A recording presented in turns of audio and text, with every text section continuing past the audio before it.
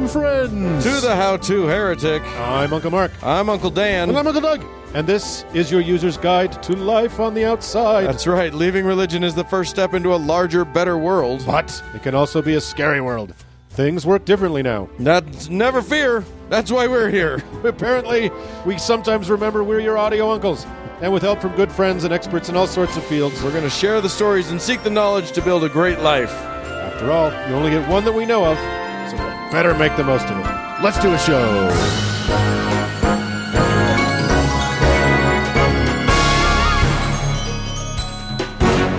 Well, dear uncles, Look at it. It's us in a room together. the three of us, it is the devil's triangle of your favorite uncles. High fives all around. I'm so sorry for that image. Yeah, right. Forever. Go drink a beer. It'll go away. What a wonderful week it is and has been to be an American, a Utahn.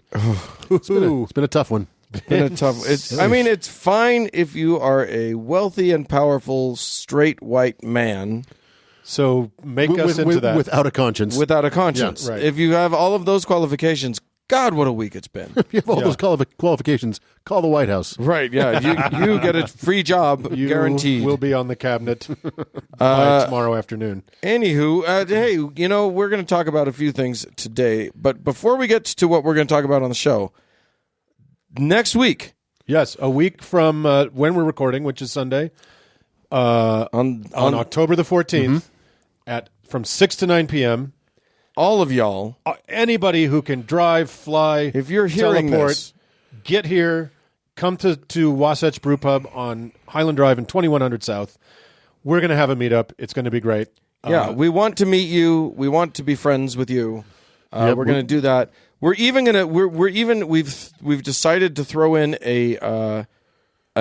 another event. Yes. For anyone, especially if you're coming in from out of town, but if you're not, that's fine too. Come and join us on Temple Square. We're going to give the patented We're going to have a little walk around. avuncular tour of Temple Square. That's going to be at 1 o'clock. Meet at Brigham. Meet at Brigham Young, which is at the sort of the point where Main Street And South Temple. hits South intersect. Temple. Yeah. It's in the middle of what used to be Main Street before we sold it to the Mormons. Right. So There's a big statue of Brigham Young with his back to the temple and his hand to the bank, which is true. Meet us Meet us at the base of that statue at 1 p.m. and we'll have a little informal walkthrough, and you'll meet Space Jesus. Yes. If you're planning on coming to the meetup, you can go to the Facebook page and find the event for it. There's a link. You can RSVP. But even if you don't RSVP, that's fine. Still come.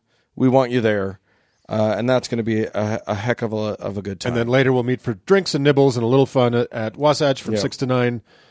Nibbles will be provided. Cash bar. It's going to be great. It's going to be a rocking good time. We can't wait to meet you.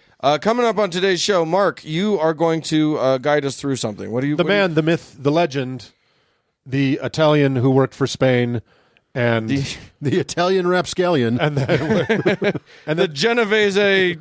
I can't find a rhyme for that. and we're soon to be celebrating his holidays, so we want to make sure you have all your recipes for the traditional dishes. It's Right. going to be a good time. Yes, you will hear it after the actual event, and our patrons hear it on Columbus Day themselves. Yes, but you gave it away. shit, yeah. dude. God damn it. Anyway, then what are we going to talk about? I'm going to talk about a little piece of religious technology that is near and dear to Uncle Mark's heart. Oh, that's fun. And it is fun. Pacemaker. Cholesterol. Yeah. And then I'm going to take on a subject that is a semi-annual occurrence here in Salt Lake that's got me in a little bit of a lather. Oh, so- yeah, you look a little foamy. I am a little foamy. It's A little phlegmy.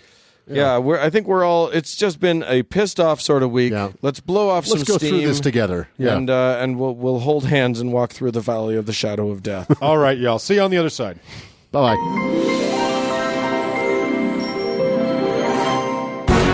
Hey, Uncle Doug. Uncle Dan. You know, these United States of America, God bless him. a land of plenty, Milk and honey. and the promised land to many, Yes.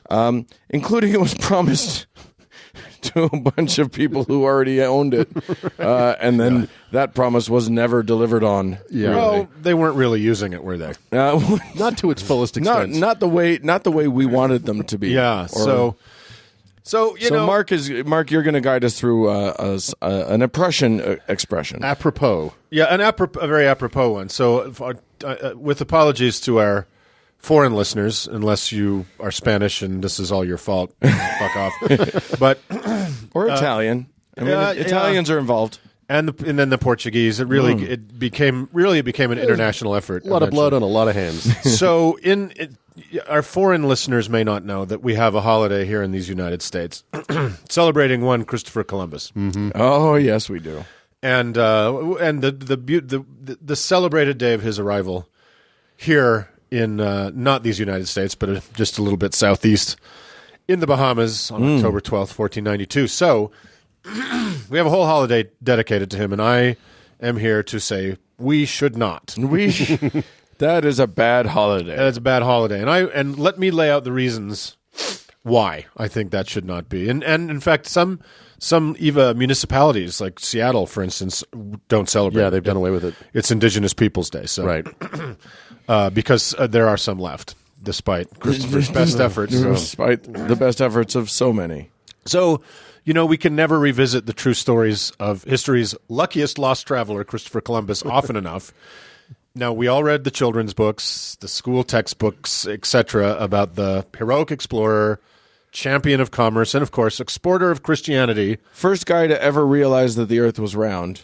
Definitely first. Definitely 100%. That's the truth. I was taught that as a kid. Yeah, I was too. That he was the first one to theorize. You remember the egg thing? He did some egg thing too. I thought it was he would see the ships coming in and see the mast come up first. Yeah. And he's like, how do you say eureka in Spanish?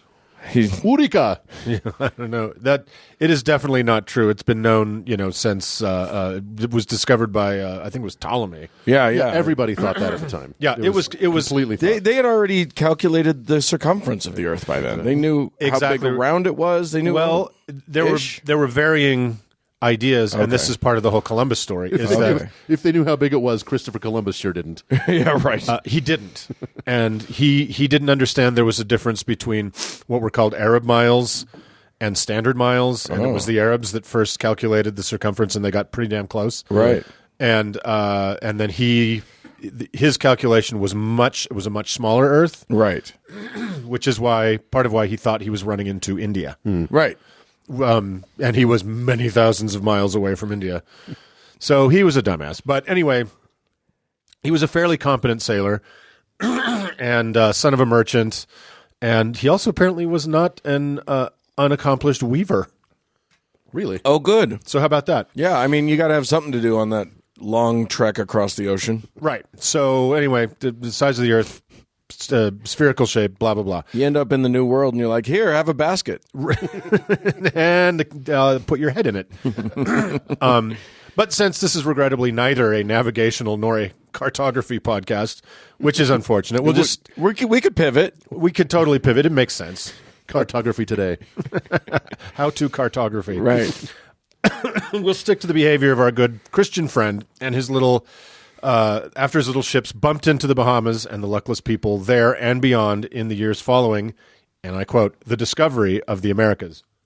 Yes, which he definitely did. All by himself. 100%. Yeah. If you don't count Lehigh and his and Lehigh, that's right. Leif Erikson.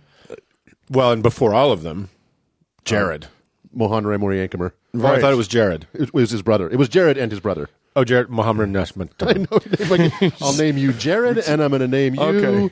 We got the Mormon deep cuts out of the way. Good. Let's go. Let's go back to there'll probably be more. But anyway, horrific reality as opposed to horrific fabrications. let's before we talk about Christopher again and his amazing discovery. Let's take a minute to remind ourselves that in these business-friendly United States, we have, in our now 242 years as a republic, found only 11 reasons to have a federal day off. That's not one per month. So Christopher Columbus has been deemed important enough to single out for 1/11 of our finite national sainthoods, alongside Jesus, which is Christmas holiday, obviously. Right. Yes, of course. Presidents Washington and Lincoln. Sure. We have President's Day, honoring our founding president, and the one who, for reasons that become less clear by the day, saved the republic. Right. And we honor that day by buying mattresses There's a day for Martin Luther King, who forced us to be a little better by getting himself shot. A little. Memorial Day for the memory of all of our dead, and Christopher fucking Columbus. Peace be upon him.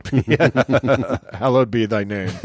So Columbus bumbled into the Bahamas after 5 weeks at sea on October 12th, 1492, and we all know that. It only took 5 weeks. It only took 5. It was I like just 30 always imagined it was like 12 years on the ocean. It was like 34 days or something. Okay. That seems like a long time still. I mean, it's a long time, but it just feels like. I mean, it's definitely a long time. Yeah. Remember, their ships were very small. Yeah. They were really tiny ships. The Santa Maria maybe was 100 feet long. Wow. So these were little tiny ships without a huge capacity for stuff. Right. So they didn't have a lot of stuff. You just set sail and hope there was food at the end. Yes, and boy was there. So here is a quote from him with his very first impression of the kind people that were amazed and excited to see these new strangers. Quote, I'm quoting Columbus here in perfect Spanish. They brought us parrots and balls of cotton and spears and many other things, which they exchanged for the glass beads and hawk's bells. They willingly traded everything they owned. They do not bear arms and do not know them, for I showed them a sword, and they took it by the edge and cut themselves out of ignorance. They would make fine servants. With 50 men, we could subjugate all of them and make them do whatever we want. The first fucking thing he had to say about discovering the New World. That's impressive. Wow. Yeah. That is some solid. Like, hey, here, want some trinkets? Oh my God, these guys are going to be easy. Super slaves. So anyway, I'm going to stop using the word discover because that's fucking colonizer bullshit. So these were the Arawak natives of what Columbus thought was part of India. This was a common sight as they island hopped around the warm Caribbean, that these incredibly generous and kind people would come out happily sharing everything they had with these fascinating new strangers. To them, it was kind of amazing to see this, right? Yeah. And again, let's set aside something that a lot of people think happened, which is that the Indians could not see the ships. Oh, God. I do remember that. God. Well, explain what that myth is. It is because some people won't know it. It is a canard that I don't even know who came up with this fucking thing, but it was expounded in that amazing movie, What the Bleep Do We Know, which is a celebration of all the woo, that they had no cultural context for this moment, so it was literally invisible to them. It was so far outside of their experience that they couldn't process it. I've never seen a blank, and therefore cannot see a blank. It was like the Predator ship came to shore. Well, a human lifetime is nothing but a collection of seeing things you've never seen before. Right, yes. Right? You've never seen a palm tree before you see one. You've never seen a tiger before you've seen, and then Which you're is dead. what I mean. Maybe we don't know. Maybe the first palm tree all of us ever saw, we didn't see. Yeah. And the second one is the one that we saw. Well, that's why they didn't see the Santa Maria. They saw the Nina. Right. They're like, I don't see any. Oh, look, there's a boat. Hey, wait. There's two ships out By there. the time they saw the Pinta, they were sick of boats. Too many boats. So anyway, diversion into absolute stupid that more people than you think believe Right. Yeah. about that. So anyway, as you can surmise from the quote I said above, these people were very kind, but only one side was dealing in good faith, right? So Ferdinand and Isabella, as they were known collectively, they were called the Catholic monarchs, had just completed a bloody campaign to free the Iberian Peninsula of the Moors. Another nice religious war for you. and a really pleasant way of saying kill all the black people. Yeah, kill all the Muslims and the black people. So there was a brutal series of battles called the Reconquista. They unified Spain, and they were willing to fund Columbus's mad westward voyage so long as he came back with lots of gold. So he'd been trying with all these different monarchs throughout Europe to get this funded for years. Was it gold or, I mean, because traditionally you went to the Indies for spices, right? Well, they wanted spices, they wanted slaves, but they wanted gold. Okay. And the reason being, they were broke from these wars, and this was the time when the great European powers were kind of coalescing into big nation states. Right. And so that there was a real multiplying power in all the feudal states getting together. So they just found themselves with a lot of land, but very poor at the wrong moment. They needed gold. Yeah. So they said, call yourself whatever you want, Admiral of the Ocean Sea, be the governor of all that shit. Do whatever you want when you get there. Just send gold back. Right? So, Which I would do. right. Yeah, okay. I'll take it. So from the minute they made landfall, the hunt was on. Yeah. He noticed the natives were wearing tiny gold earrings. This would turn out to be a disastrous choice for them in hindsight. Columbus, How often does fashion indicate genocide? It happens a lot. I'm You just saying. never More know. often than you think. you never know when you're accessorizing what's going to happen next. So don't accessorize. That's what I'm saying. So he went back to Spain, promised his beloved Catholic monarchs a moon of gold flowing with rivers of silver, and returned to the Caribbean with 17 ships and 1,200 men. Holy cow. His men tore through the island of Hispaniola, which is now where Haiti and the Dominican Republic are, and everything's been fine there since. Yeah. No problems. Heaven on earth. And they were looking for the mountains of gold he promised, and they didn't find it. So, in a panic, Columbus decided to make up for the lost gold tonnage with human tonnage. So his men went on a massive raid. Again, Columbus wasn't new to the idea of slavery. One of the first acts, I think it was on the first day when they arrived in the Americas, was to take a local woman on board for his friend to rape, Oh, Fun. which he only managed to do after nearly beating her to death because she put up a fight. So, Rude of her. yeah, day one, guys, you're killing it. Jesus. And as we saw in that first quote of his, a delight in the possibility of abusing the locals was a close second to the tacky-ass metal the Queen wanted shiploads of. Right. Slaves were also considered legal tender by the God-anointed Catholic monarchs back home. In a little aside about the gold gathering, they ordered every resident of Hispaniola over the age of 14 to produce a sizable quantity of gold every 3 months. If they were able, they received a copper token to hang around their neck. Any man, woman, or child caught without this token would summarily have their hands cut off for laziness. Fuck. It was a gold poor island. There were just right. tiny trace amounts of it. Yeah. So This is not like we're not talking about the gold rush here. We're talking about they're tiny, lucky tiny if they found any. trace amounts of gold. And they So didn't have it's not like they had smelting techniques or whatever. they were able to melt the gold into the nuggets and kind of shape it into things. 'Cause Okay. one local guy, king of some kind, or chief, had a small gold mask, Oh, okay. and that was what really convinced Columbus that there must be Just vast quantities of it. right. And as it turns out, the areas that Columbus personally kind of tainted were not gold intensive areas. That would Right. come a little later. So As a side note, how telling of our species is it that for centuries, for millennia, we've been dazzled by shiny metal?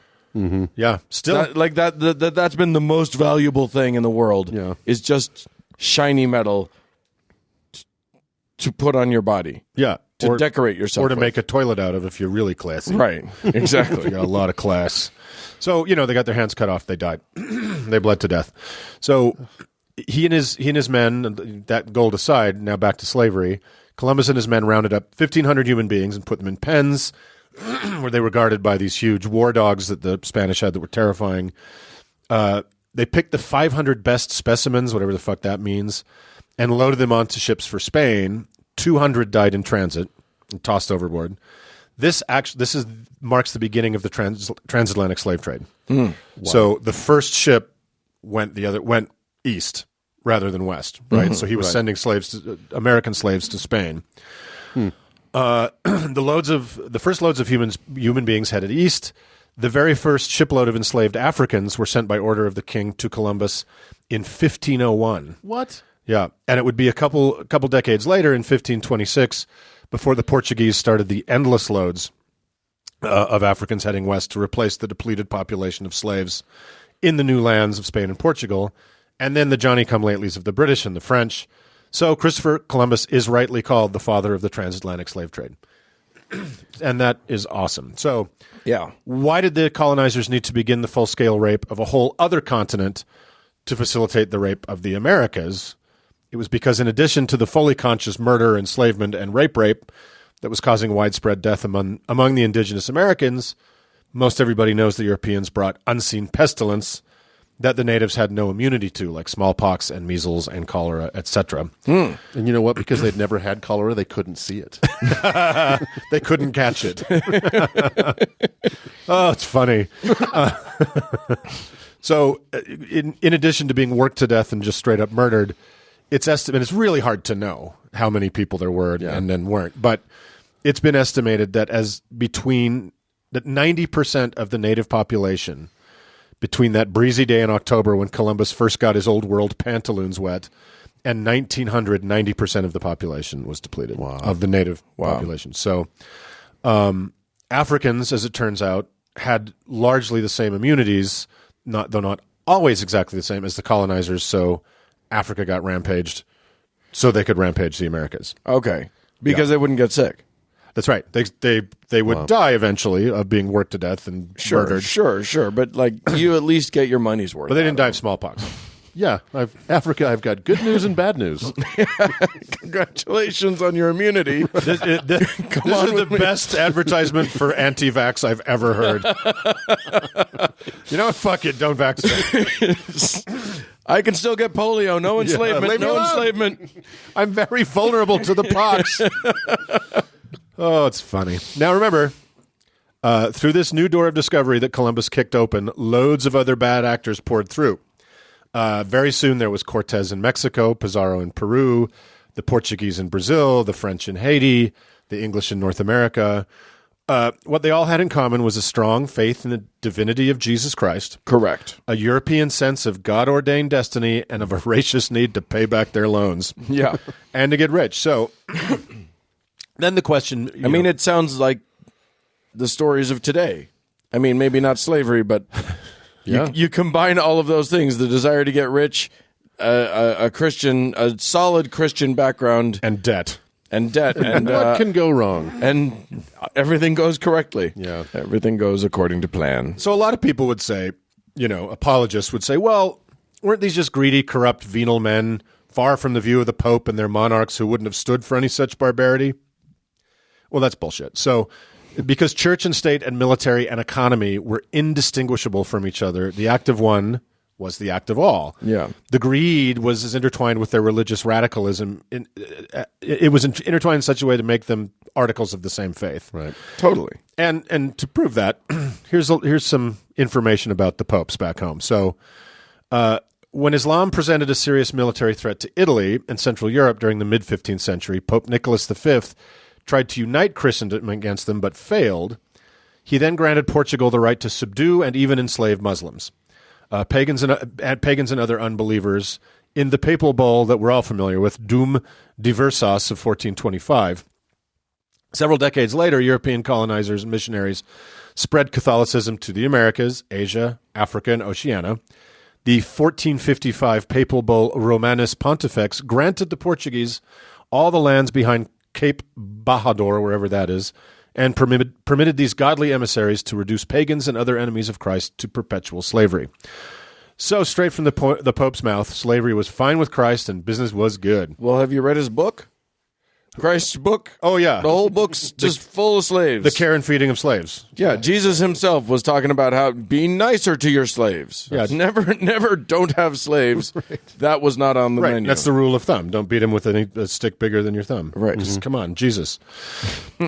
So anyway, in a measure of fairness, no one involved in this horrendous story deserves. I will note that some local priests on the ground in the Americas were appalled by the insane cruelty and agitated for a more moderate, but not necessarily a complete end to the savagery. Because they were Jesus followers. The true followers of Christ. Mm-hmm. So this eventually caused Pope Paul III to issue an edict called Sublimis Deus in 1537. Which means subliminal God. That means, yes, the God you can't see on his ship. Begrudgingly saying the natives were actually human and should be afforded baptism into Christianity, whether they wanted it or not. Wow. So fair play there, acknowledging assholes. their humanity. What a step forward. And amazing. People were furious. Of course, the conquistadors and the business end of that stick were furious about it. So, but don't worry. Enslavement and extermination hardly noticed the cool new wax stamp from Rome tacked to the bulletin board, and things just carried on like before. So we wandered a little far afield from our friend Christopher. So by now in this tale, he's dead. He only made it to 54, but before he shuffled off to what was likely a shitty slide into hell by a gonorrhea-related disease. Shocking. Yeah. He wrote a book in which he described a desperate moment, sick and alone on his ship, waiting in fear while his men had gone ashore to kill a bunch of natives, but instead they had walked into an ambush and were getting destroyed.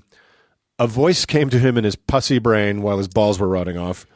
It was, as he would later describe it, a call to repentance. And let me read it to you. O fool, and slow to believe and serve thy God, the God of every man, what more did he do for Moses or for David, his servant, than for thee? For from thy birth he hath ever held thee in special charge. When he saw thee at man's estate, marvelously did he cause thy name to resound over the earth. The Indies, so rich a portion of the world, he gave thee for thine own, and thou hast divided them as it pleased thee. Of those barriers of the ocean sea, which were closed with such mighty chains, he hath given thee the keys. Thou hast won noble fame from Christendom. Turn thou to him and acknowledge thy faults. His mercy is infinite. Does that really sound like a call to repentance? So his great sin was dividing up the land and not keeping it all for himself. And just his greatest sin was his overall wonderfulness. Right. That doesn't sound made up at all. No, well, he may have actually had that experience. The fever dream of being told by God how great you are, that sounds about right. The voice in your head might just be telling the truth. Well, might just be telling you what you believe about yourself. So, I'm pretty sure that Donald John Trump has had that exact dream a number of times. In his own voice. You're terrific. You're wonderful. Your father loved you. You're the best president anyone's ever seen. So, as we know, huge. Columbus never really repented a fucking thing. And as I read it, it's a piece of fan mail from an admirer. So, see in his book called The Book of Prophecies, again, Columbus never wavered in his Christianity. He was a good Christian man, and everything he did was what was anointed by God. Right. Columbus saw himself in the book as an instrument of the second coming. He saw his pious Christian patrons, the Catholic monarchs Ferdinand and Isabella, as the last emperors of earth who would conquer Jerusalem for Christ. And he himself was the sword of God that brought Christianity to these new lands of the West. Never mind that the hole he kicked in the world drained it of at minimum 50 million lives, and that native people still struggle to recover from the seismic shocks he caused to their universe. Christopher Columbus saw himself as an agent of the end of the world, and for once in his shitty life, for countless millions of people, he was right about something. Yeah, well. So I say, fuck that guy. And everybody enjoy celebrating Indigenous Peoples Day. Yeah. One wants to make jokes, but literally just fuck that guy. Yeah, and I don't know what the defense of Columbus Day is anymore. Knowing what we know, what's the point of it? Why? The defense is literally just, but what I was taught in school is different from what you said. Yeah. Right, and I think it's also just it's using the word kind of broadly, it's a conservative take on history. Right. History is written by the winners. And when I joked at the beginning that, the locals weren't using it, that's what planting a flag really means. This is mine now. Yeah. Right. Because you don't... Do you have a flag? Well, then. That's right. Well, and it's also like, I plant my flag and they say, excuse much, we're here. Well, we have better weapons. Stab. So you lose. Stab. Do we understand each other now? Here, hold the pointy end of my sword. Right. Let me just push this. Oh, did that kill you? So I think there is, there is an old school / conservative identity, a patriarchy in this country that doesn't want to give up on that history.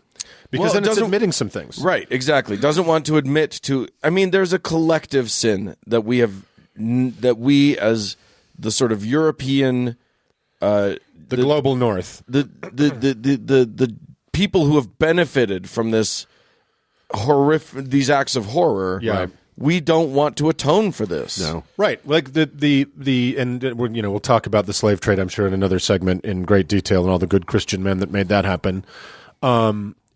that's the original sin of the United States. Sure. And we still not fucking come to grip with it. No.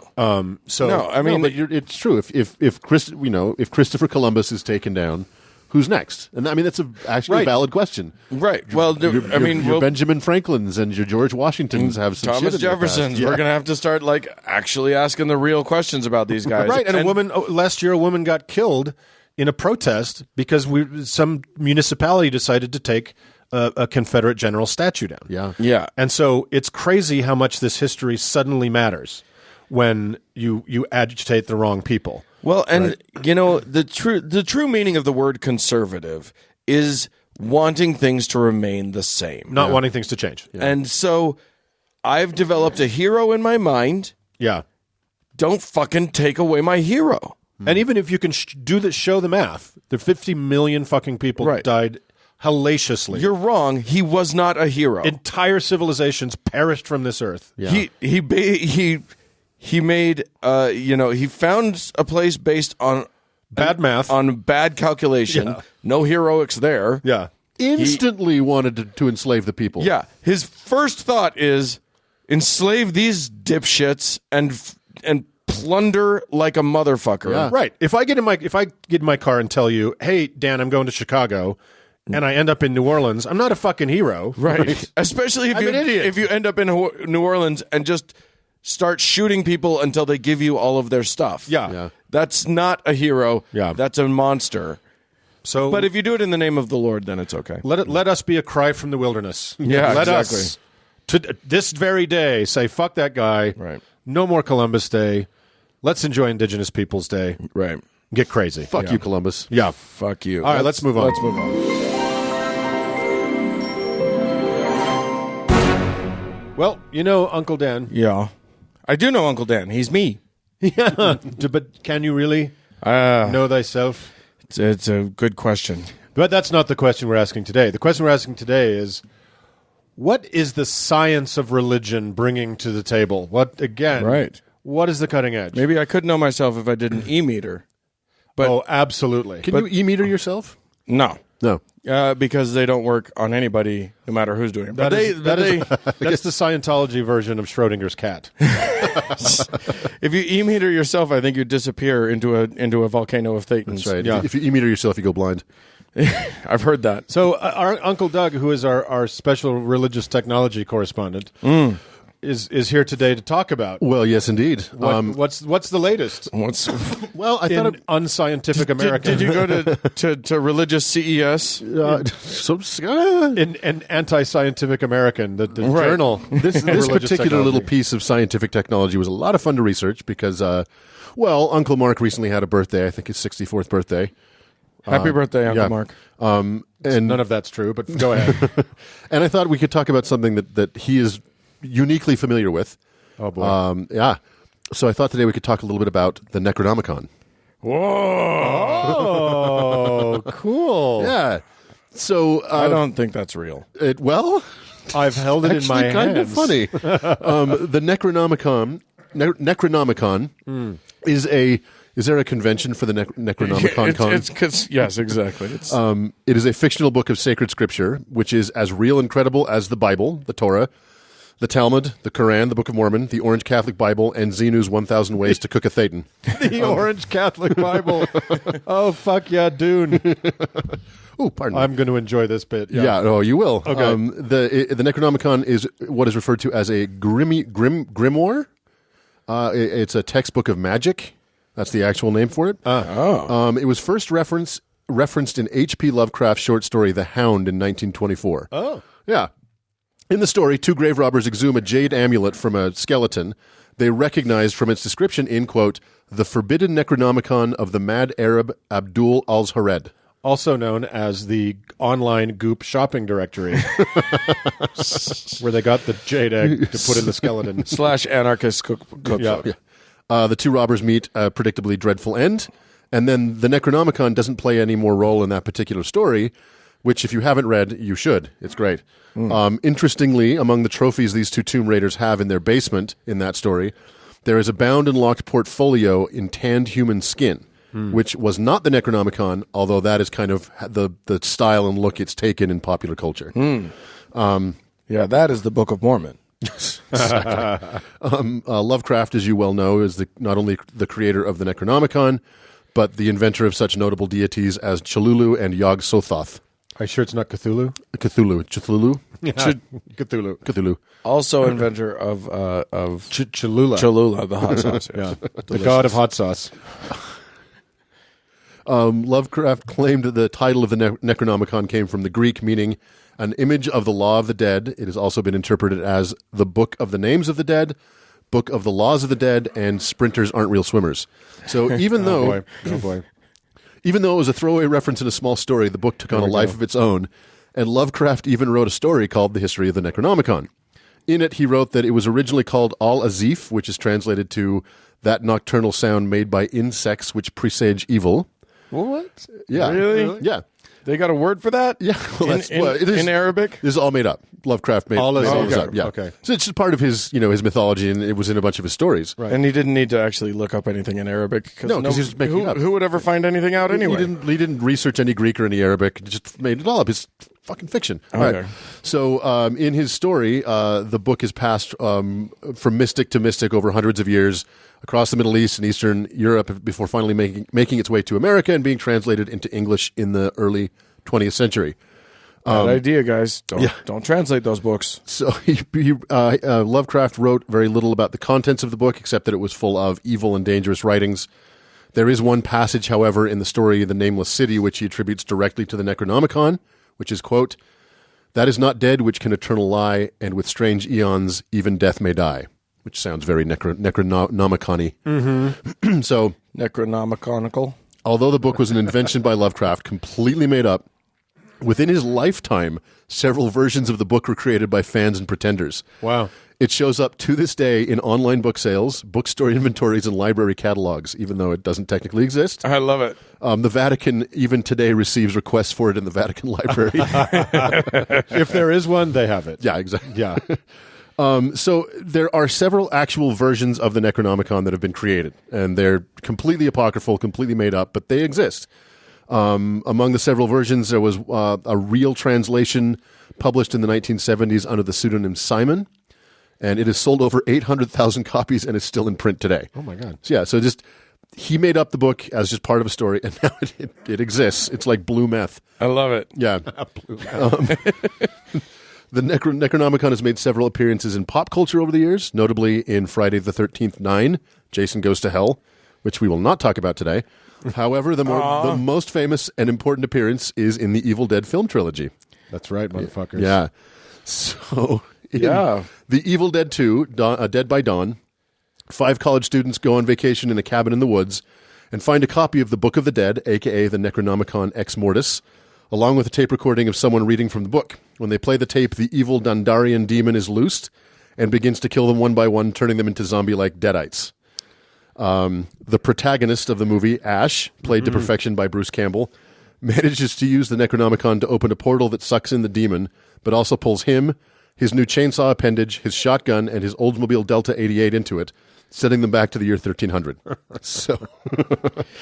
and that's where Uncle Mark joins the story. Exactly. Yes. I was there in the year 1300. That's right. Yeah. So before you take on the story, I just thought people might be wondering about that particular shotgun. And if you're wondering, it is a 12-gauge double-barrel Remington made in Grand Rapids, Michigan, with a walnut stock, cobalt blue steel, and a hair trigger.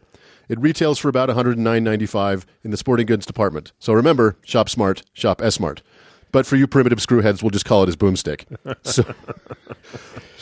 Somebody's laughing. I promise. Somebody's laughing really hard. These are inside jokes for those of you who adore the Ash films. The work of one Sam Raimi. sainted Sam Raimi. Yeah, so Uncle Mark was there at the time. Take over, Mark. We want to hear some Here's how there storytelling. I was. I was 15 feet from Bruce Campbell when he said, "Shop smart, shop S smart." This is my boomstick. Yeah, I was 15 feet away. So, yes, your Uncle Mark, in addition to being celebrated podcaster and man about town and sex bomb, Celebrated at least in his own home. one of those things is true. At least in his own head.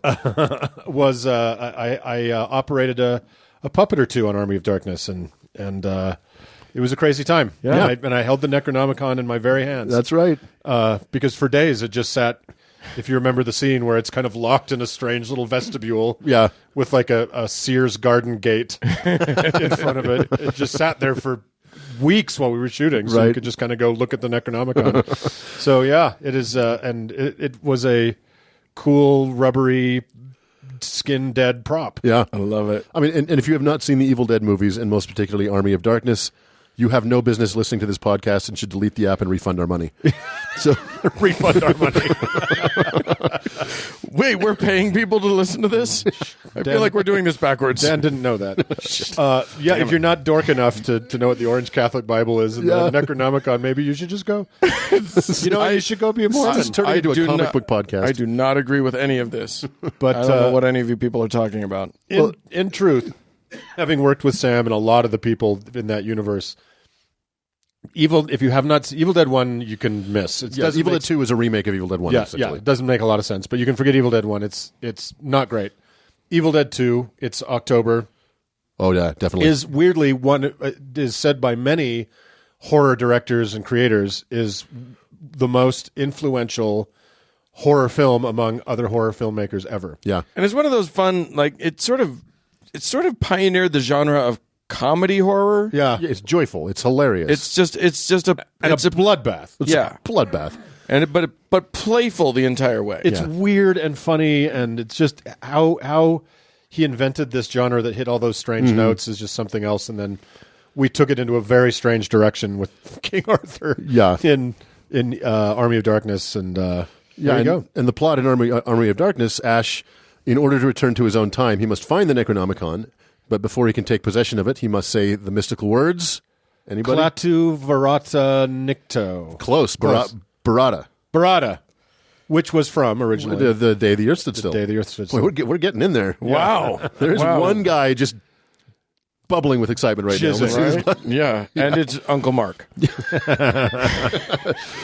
So there's not much more to it. I mean, aside from the fact that the additions that literally exist are just stupid. You know, They're fanfic. they're yeah, basically fanfic. yeah. Some people actually believe that there is some mystical power to it, but of course there's not. I mean, here's what's interesting about this. There's very little difference between this kind of thing where some fucking sci-fi writer has conjured up this idea, Yeah. and it finds its way into the sort of common lexicon and Into the ether. the zeitgeist, and then it just becomes a thing. Yep. Now it's just part of it. And so I think that like this kind of thing is where a lot of religion has come from. Like a significant amount of actual genuinely believed religion started as someone just coming up with a thing. Of course. And then it gets the rumor mill gets around like a fucking virus. Right. And then before you know it, people just believe it. And then, at some point, some pope is like, well, yes, of course that's true. We all know it's true. It's the telephone game. Like, Yeah. look at when did Lovecraft write the story with the Necronomicon? In it? 1924. The 20s, right? Yeah. People in 100 years later, less than 100 years later, think the Necronomicon is real. Yeah. Yeah. Other than a movie prop. And They think it's a Lovecraft real thing. never meant really for this to happen. He didn't No, even of really course want not. it to. It literally just took its own life on and became a thing. And this is the kind of thing that happens, that plays out over and over and over again. And nobody looks at the source. I mean, this one, what's lovely is that we have the source. We know exactly the font from which it flowed. Yep. But We can trace it to its origin. but so many of these other ideas Yep. weren't, Christianity is just chock full of ideas that weren't from the Bible. Right. Right. That just made it into Christianity because someone said it, 8 other people believed it, and passed it on to 8 other people. It's kind of a miracle that the writing method involved preserved the story of Utnapishtim, Right. and we know Right. that is the source. I mean, it's obvious that is the source for the biblical story of Noah. Right. So that's a rare occasion where something from that much antiquity we know fairly certainly. Well, but here we can see it in microevolution. Right. But what's so strange about it, too, is we can trace this back to the author. Yeah. The author said, yeah, I made it up. But even and still, we have that on record. We know when it happened. Even and still, there are people who believe it's sacred. Yeah. Right. Like in the 20th century. Dum-dums. Yeah. We are a species of believers. We Yeah. believe things. Yeah, well, if you want to believe things, you could do worse than the Necronomicon. That's for sure. It's pretty bad. You could do no, yeah. It's not real. That's the takeaway. Well, spoiler alert. I would take Love Thy Neighbor over Dead by Dawn, to be quite honest. So, well, with that, How to Heretic salute to the oeuvre of Sam Raimi and Schlock Horror, Yeah. and Uncle Mark. And Let us move on. yes, all right.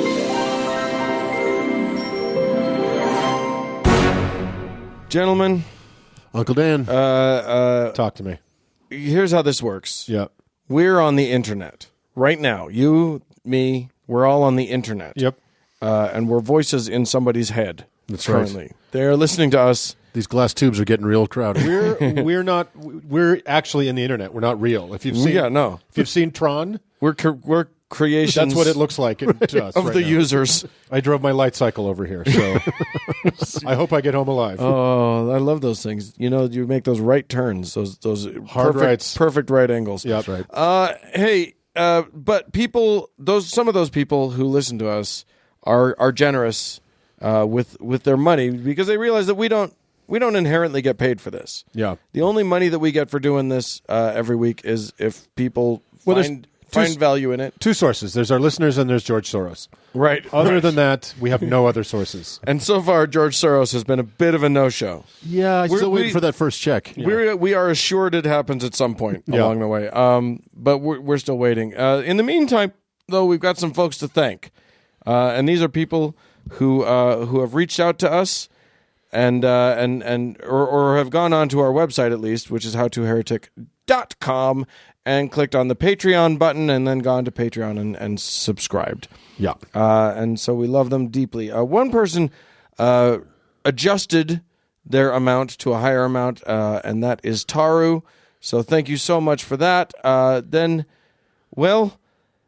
Someone wants someone calling themselves, and I guess I'll read the whole thing. Read Zero Sum Game by S.L. Huang, action-packed math thriller, Huang. I'm sorry, what's happening? That is their name. Oh. I thought you were giving Taru her saint. No. Yes. No, that's someone who is I think you just activated a sleeper agent. I think I might have done. That is not a recommendation from this podcast. It is just something that somebody wrote. And then also Jeff and Maggie are also contributors, and thank you all so very, very much for your contributions. Ladies and gentlemen, if you would like to be a part of our contributing choir of people, Yeah. you should. Yeah.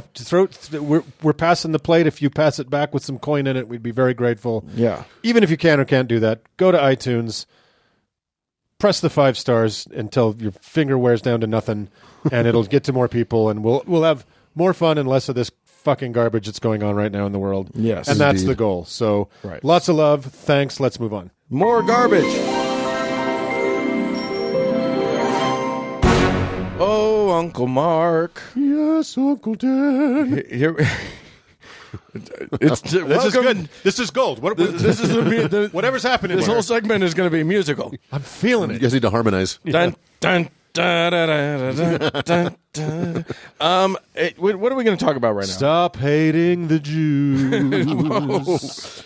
Okay, so yes, please do that. But Yes. I think Doug wants to talk to us about something else. Well, from time to time, again, we like to cover innovation, cutting edge technology, science, what's happening right now Yeah, in the world Yeah. of ancient scripture. just on the bleeding edge. And by of- ancient scripture, I mean some shit a guy made up in 1830. Go. Oh, all right, here we go. Well, as many listeners will no doubt know, this weekend is the 188th Mormon General Conference here And in it Salt Lake is City. lit. It is fire right now as we speak. It's happening right now. Yeah. Downtown Salt Lake City Yeah. is being trod upon by countless millions of ugly shoes. And I honestly, yesterday, I didn't know it was General Conference. What? And I was happy to not know that. I was Yeah. fine. This was not what I wanted to talk about today. because this is, for those of us who grew up Mormon, the biannual Yeah. trauma Yeah. that happened. Now, some of us were lucky, and like my parents didn't give a fuck if we watched it, so it was actually not that traumatic for me because Right. I got to just have a week off of church, Yeah. which is great. Yeah. When you're a Mormon, It was always on TV at our place. Always on TV. We weren't It was on- necessarily focused. my parents had it on the radio. Yeah. Because it's broadcast in Salt Lake City. Yeah. Yeah. And back then it was, now you got the internet, you can get it anywhere you want. But I tell you, it is Goody. Hurrah! hot and cold running conference, people. 24 hours a day. You're welcome. But what you have to understand is it is a nonstop 2-day cavalcade of boring. Unbelievable. If Mormonism is anything, it is boring. Yes. Yes. The most exciting parts of Mormonism are like watching paint dry. Well, now This- we're talking about the experience of Mormonism because there's plenty about Mormonism that's fascinating. That's exactly right. The experience of the day-to-day life of a Mormon right. Is dull painfully as boring. fucking dirt. Yeah. And this is the dullest. Yeah. If most of Mormonism is watching paint dry, this is watching dried paint. right. Yeah. Yeah. This is thinking about watching paint dry. And this meeting amounts to absolutely nothing. It's a bunch of old white men, always men. Yeah. And honestly, it amounts to nothing but a dangerous depletion of Utah's strategic sherbet reserves. We've got a reservoir under the mountain. It's fine. Don't worry about it. For our listeners who've never met a Mormon, they love ice cream. So, and I honestly didn't want to talk about this, but yesterday as we were hanging out, Yeah, Twitter, so it doesn't make news often. Like, yeah, this is a very conservative institution that does not change. yeah, However, we have there's a new prophet in town. Yeah. And he's got a new group of henchmen. And he looks like you buried Bob Newhart in a pet cemetery. right. we will talk a lot about the looks of these men. And then dug him up after he had rotted a couple days. Yeah. Yeah, and I didn't expect to talk about conference, but yesterday Twitter kind of blew up, and as we record today, conference is literally going on. It's a Saturday-Sunday affair, Right. and there was one speech yesterday in particular that kind of lit up the internet. And given what's been going on over the past few weeks in this country, I didn't think I could be triggered so easily, but I was mistaken. In spite of the fact that more newsworthy and relevant things happen on reruns of MASH, this has been a pretty eventful conference. So here, for example, are a couple veil-splitting events that took place in yesterday's session. As part of the newly minted prophet Russell M. Nelson's jihad against the moniker Mormon, the Mormon Tabernacle Choir will henceforth and forever be referred to as the Tabernacle Choir. The Tabernacle Choir at City Creek. At Temple Square. Yeah. Just as IHOP became IHOB for a few weeks, and Dunkin' Donuts will now just be called Dunkin', the official musical accompaniment of the creator of the universe and all who dwell within it is going to try out some new marketing strategies. Yeah, right. Which is funny. Which, by the way, just as some background, they have spent billions of dollars, probably at least tens of millions of dollars, marketing over the past 20, 30 years to get the word Mormon to have positive Household positive. And I'm a Mormon campaign. Right. and They all this had shit. ad campaigns that they showed internationally. They've had all of this stuff to associate good things with the word Mormon, and then Rusty Nelson comes along and says, "No, we're not using it anymore." Yep. He's had a bee in his bonnet since he was 8, and finally gets He was to 8. free that bee. 84 years ago, as a matter of fact. 88 years ago. That's right. It's actually true. So, as a side note, if you would like to have a Mormon apostle's name of your very own, it's actually very easy. Just think of a white person's name, a white person's first name that could also be a last name. Choose a letter from the alphabet, and then choose a white person's last name that could also be a first name. Right. There you go. Oh my God, it's true. Spencer and Kimball could both be first names. That's delightful. So we should come up with a name generator. there's a million of them. Your apostle name generator. There's a bunch of them.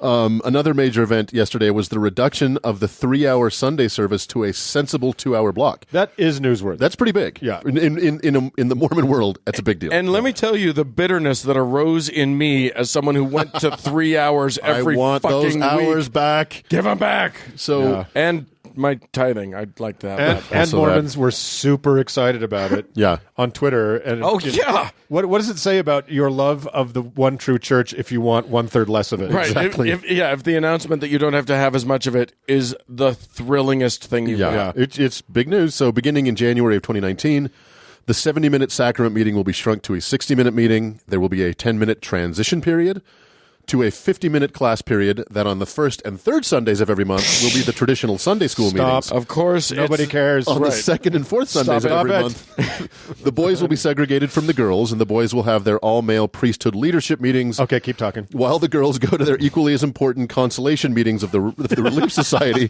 where they definitely will feel as though they are not second-class citizens Not and at all. have been thrown the merest of bones due to the collective tonnage of the suffrage movement, the 19th Amendment, the women's liberation movement, and the Me Too movement.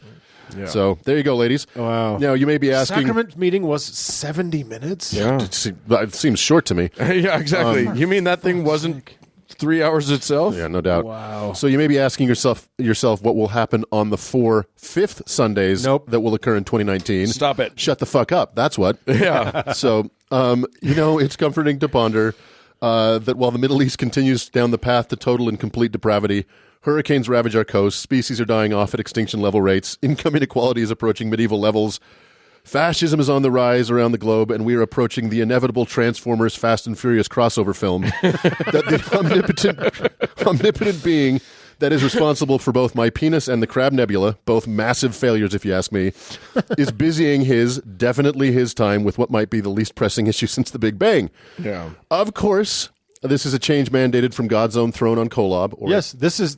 Nelson says this is prophecy. Yeah. Came from God his damn self. That's right. And then ye shall have minutes 10 of transition of period, and so it shall be. Which is so funny because, like, the whole Mormon thing, the whole, like, we're not using the word Mormon anymore. Yeah.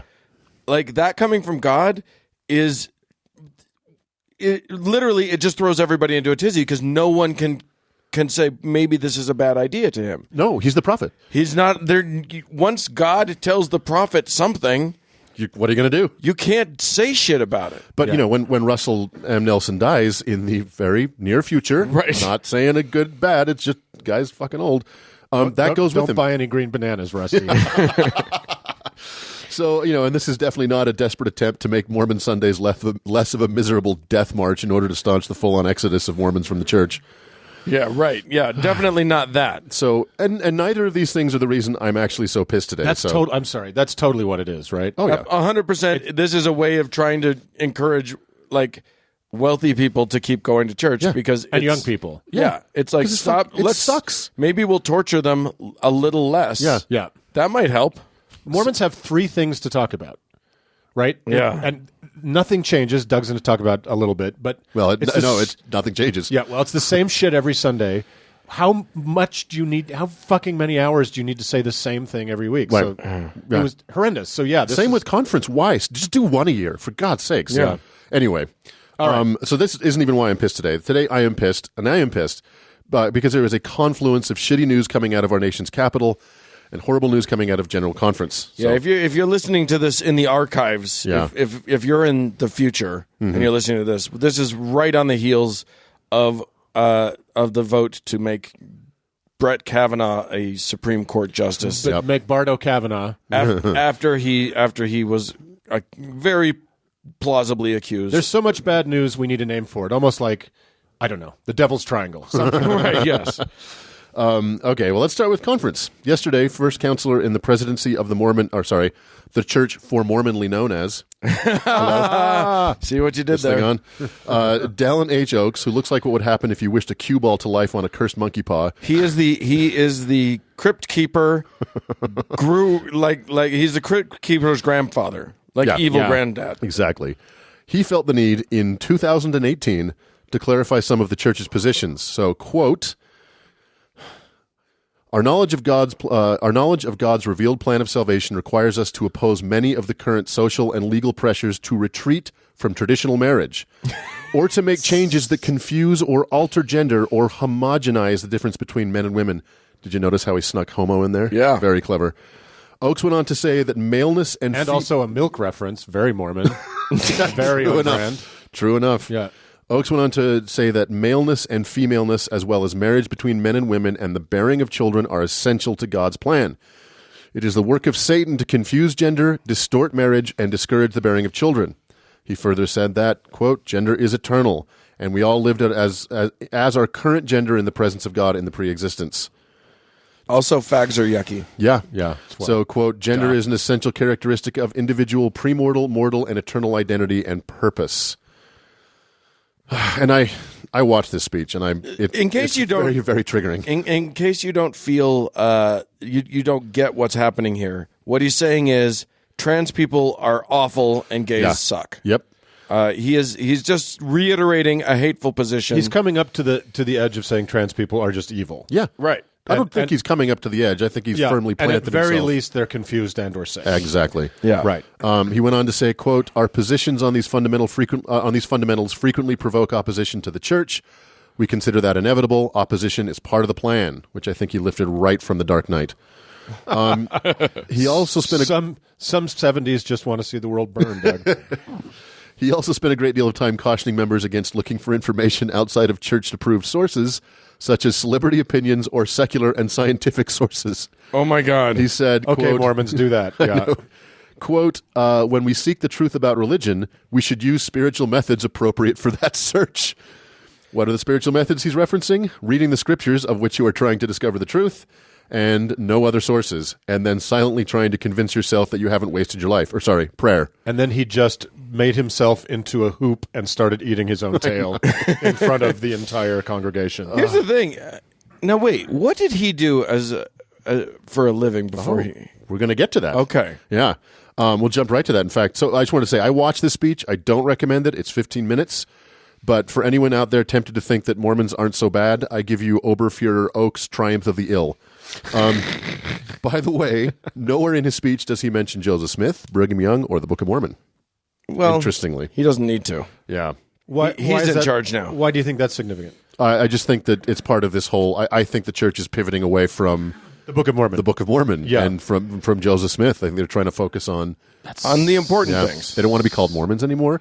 He didn't mention the reason for this fucking religion to exist. We are witnessing a massive pivot. I The beginning of Well, it. what's funny right. is that they're pivoting in exactly the wrong direction, which means that they're taking a left turn, and there's going to be a schism that's going to take the right turn. would love to see a schism. It's going to happen. They're going to skiz. Skiz, motherfuckers. You heard it here. So let's take a minute and diverge into who exactly Dallin Harris Oakes is. Although I always thought the H stood for hatred. I never thought the initials stood for anything. it's just H. H. Yeah. It's like an honorarium. Yeah. Monsieur Oakes, who looks like if RoboCop lived to be 360 years old and became the police commissioner of Del Boca Vista Phase 97, was born coincidentally in Provo, Utah in 1932. How about that? At a spry 86 years old, he is next in line He to was be... born at 86 years old. Probably. Pretty much. He's next in line to be prophet when 96-year-old Russell M. Nelson pops his clogs. Right. He graduated from BYU in 1954 and then the University of Chicago Law School in 1957. He's a lawyer, right? Notably, he did not serve a mission. Really? No, he did not. I didn't know you could get to his rank with that. It's rare. And he doesn't talk about it a lot. He has referenced it, and he says basically... He was pregnant. The Lord needed him elsewhere. He was pregnant. The Lord needed him elsewhere. He went on to be president of BYU from 1971 to 1980, becoming only the 8th white man in a row to do so. Wow. Yeah. So A streak that has continued. it is unbroken.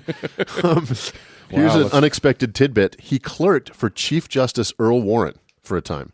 That is Brown v. Board of Education and Miranda v. Arizona Earl Warren. Wow. Which I'm sure he now decries. As Right. Well, being- it's also the same Earl Warren that championed Japanese internment in 1942, but life is complicated. You got to break a few eggs. You know what I'm saying? As his legal career proceeded, eventually landing him on the Utah Supreme Court, his unlikely climb up the Mormon hierarchy as a simple white kid from Utah County proceeded concurrently. He became a state president in 1961 and then was elevated directly to apostle in 1984. So Wow. pretty meteoric rise. All this is I didn't realize he was one of our Supreme Court justices. Yeah, he was for a time. That's I mean, great. surprised that. I mean, That's why our laws are amazing. Yeah, that's right. That is why Utah is so awesome. Yeah. So all this is to say that Dallin H. Oakes was raised in, nurtured in, matured in, and became a leader in a religion that believed that black people were cursed and lesser by dint of God than white people until 1978. That women were secondary citizens who must, if they must have the vote, should cast their vote according to their husband's mandate, and that believed that homosexuality was a mortal sin and that shock therapy was a valid and merciful way to cure it. So, Wow. we ex-Mormons... He's on a journey. He's on a journey. Yes. Yeah. So we ex-Mormons in Utah have to endure I'm sorry, I'm a little pissed off. We have to endure the constant bleeding of groups such as Affirmation, which claim that you can be a faithful Mormon and be pro-gay. No, you can't. And I don't want to piss in the Cheerios of anybody trying to make the world a better place, but from the very mouth of Dr. Bunsen Honeydew's great-grandfather, you cannot be both. Here's the thing. I think about this, especially this newfound, new because they weren't forced to comment on it until fairly recently, but this hatred of the trans community. Yeah. A lot of these, Rusty Nelson himself, the prophet his damn self, was a doctor. He was a surgeon. Yeah. He knows full well that something like 1 in every 1,000 or 1,500 births is intersex. Shut up. So, if you want this gender binary to work that you're telling, what are you doing with those guys? Yeah, talk to fucking God. Yeah, He's the one exactly. causing Because this he problem. keeps messing up. Yeah. If you think that the existence of intersex births is in the top 10,000 problematic things about Mormons have to explain away, Yeah. Right. It's not. Yeah. But But it's there. what makes me I'm a gay man. I certainly suffered under the yoke of Mormonism, and I'm trying to do my part now, but I'm okay. And this vitriol against the trans community Yeah. is infuriating. Infuriating. They Yeah. they don't have enough fucking going on in their lives. They are the population in need of the most empathy and understanding and protection and fucking love. Right. From a religion that pretends to be the wellspring of love in the world. Right. The gateway to the actual to the physical body of Jesus Yeah. is this thing. Yeah. And and I big disclaimer here, I'm in no way connecting trans issues to disability. But you might as well just be talking shit about disabled people, right? It's that fucking ugly. Yeah. Yeah. And they wouldn't do that. Yeah. You might as well be talking about blonde people, for Christ's sake. You might as well be talking about anything that's just different. Yeah. You pick a group that But blonde people have power in this world. That's exactly right. And Well, disabled you're picking people a group don't, and that- trans people right. don't. Yeah, Yeah. you're right. You're picking another, but you're picking the other with the least amount of power. Yeah. Yeah. Right. And that Right. can't fight back. Right. So if you want to be They're an active, starting to fight back. Yeah, they are. I don't mean to disempower or anything like that. Right. But I think the motivation on the side of the Mormons is to choose the population they think can't fight back. And that they think nobody cares about. Yeah, Yeah. you're right. Right. But And- I'm just and saying, they're like, wrong. in terms of the randomness of this choice, Right. like it's just so, like, it's just an other, it's just a different, it's just a whatever. Yeah. And I'm uncomfortable with it because because I wasn't raised with this concept. But these people are so politics based. I think that they see it as a group of people nobody cares about. Yeah. And a group of people that can't fight back. Right. Right. And so there's no political downside Yeah. to attacking those people. Well, and there's such savvy in his message because he mentions the opposition, which I guess am us, and says he's talking about us. and says they're evil and we expect it and we know it's coming, and when it comes, don't listen to them. They're agents of Satan. Agents of Satan. Right. You don't have to listen to us. You don't have to listen to. Yeah. Don't listen to that other side. They're just purely evil. They have no motivation. So when I go and I talk to my fucking in-laws, and all I'm trying to do is just be an advocate for a little bit more love, a Yeah. little bit more kindness, a Yeah. little bit more caring. You don't have to believe what I believe. I'm not advocating that. Yep. You should, but I'm not advocating that. Just a little more charity in your heart. And though these guys will fucking say all day long, night and day, that they are all about charity and all about love and all about loving the sinner but hating the sin, or whatever the fuck they want to say, they're about hatred. Yeah. So And that's what they're teaching. If you want to be an active Mormon and be pro-gay or pro-trans, you can do that, but you have to live with the fact that you're a dues-paying member of an organization that wishes for their extermination. A hate group. Yeah, and since the Nazis gave concentration camps a bad name, forcing young gay kids and trans kids to commit suicide one by one will have to do. So I'm sorry, but that's the lifestyle you've chosen. Yep. So, Right. So And to remember- all of our Mormon listeners that are still active, Well, both of you. you can tell this is triggering. Yeah, We'll talk we're about all this pretty animated about Right. this. Yeah. And I want to make one quick correction to something I said. The trans community has not just started to fight back; they always have been. Of course. the first shoe and the first rock, brick thrown at Stonewall were trans women. Yeah. Right. Yeah. Right. So they have been fighting for their lives forever. Yeah. And this just makes it harder. Yeah. It should more people are on their side, and that's always a positive. And I think the Mormons are going to find that this is a hot stove they touched. Yeah. Because it's I think they've built up some pretty mighty calluses over the centuries. The Mormons have. for sure. But the callousness, and I don't know what it serves. I don't know. It serves nothing. It's what are they getting out of this? What's the positive they're deriving? I mean, John Dillon just tweeted while we were sitting here a while ago, another podcaster from the Mormon Universe here in Utah, that there was a young suicide in Provo last night. A gay kid killed himself. He doesn't know if it can be directly, attributed to this, but this Right. is the atmosphere. This is I love this place. I love my city. We've made wonderful lives for ourselves here, but this is part of the fucking atmosphere we live with here. Yeah. And I have major issues with Affirmation, which is a Mormon support group, LGBT support group. I won't go as far as Doug, but I am mad about the whole thing. But I don't disagree that if you are an active Mormon and you want to be an LGBTQI ally, you have to leave. I don't think you have think you to can leave be now. both things. And if you have a kid in your life that you have an inkling that they might be queer, you got to leave. Yeah. You got to get out. And so- you're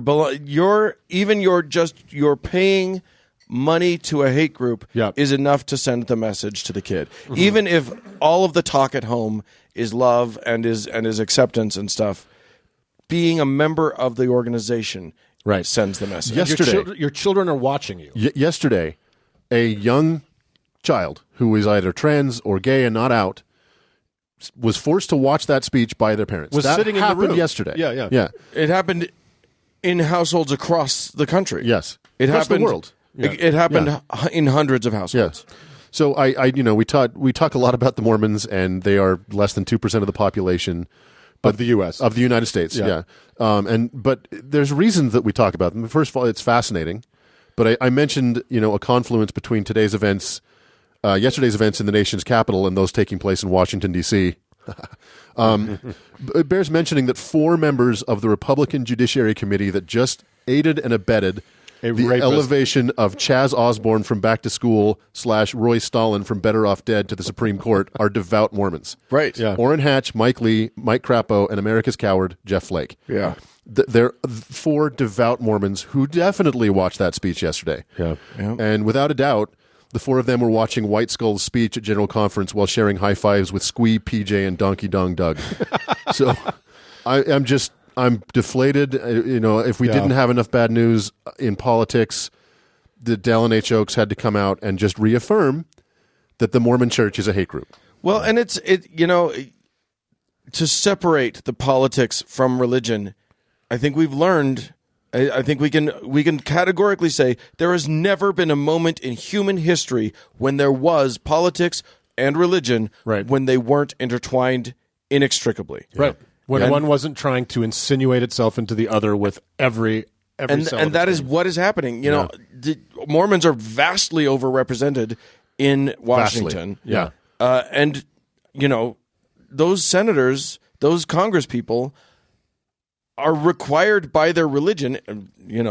The cynic in me says none of them fucking believe a word of it, but they're required by their religion to obey and Affirm show everything deference they say, yeah. everything that is fucking said by these trolls Yeah. Yeah. downtown in Salt Lake City. Yep. So that is what was said yesterday in that in that conference can be understood to be exactly what Orrin Hatch, Mike Crapo, Jeff Flake, and who's the other piece of shit? Or Mike Lee. Mike I Lee. forget Mike Lee. How can you not? Right. That is what they think about the world. Yeah. And that's just it's fucking unacceptable. I don't know what to do about it. But all I can say is if you have any connection to the editorial position of the How to Heretic is if you have any position to the Mormon Church, any relationship to the Mormon Church, you have to end it. Yeah. You have to walk away from it. And you also, we talked about confrontation a couple episodes ago. I think you got to talk to your fucking Mormon families about this. Yeah, and I like you, Mark. I don't want to bag on affirmation per se. Right. There's several organizations that are trying to kind of moderate the positions of the Mormon Church. All I'm saying And is bridge those gaps. and bridge those gaps. They're trying to square a circle that can't be squared. Exactly. And all I'm saying is yesterday the religion showed its colors again for the millionth time. Right. This is doctrine. Yeah. So that you can't be one and the other. You have to take a side. Yeah. I'm sorry. So. We love you. If you're, whatever your situation is out there, we love you. But I think this is a watershed moment of a million with Mormonism. Yeah, And just another one. You have to act according to your best ethical understanding. And I think it is, you got to leave. Okay. Sorry, guys. That was fun. Let us all breathe. Take some cleansing breaths. I feel good. Go get some Reiki or whatever, and let's I move feel on. good. Okay, bye.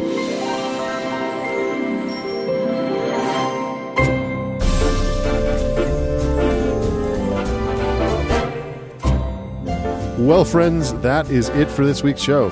Hey, we'd love to hear from you guys. Send us an email, howto@howtoheretic.com. Or you can address any of your Army of Darkness questions to our voice message system at 903-88-HOW-TO, which is 903-884-6986. But mostly, if you have Army of Darkness stuff, just go to the Twitter page and at Mark, I'll tell you all about it. which is at howtoheretic. Thanks so much one more time to our patrons. Thanks to Cody Layton for editing the show. And thank all of you all for tuning in. Thanks, everybody. Bye.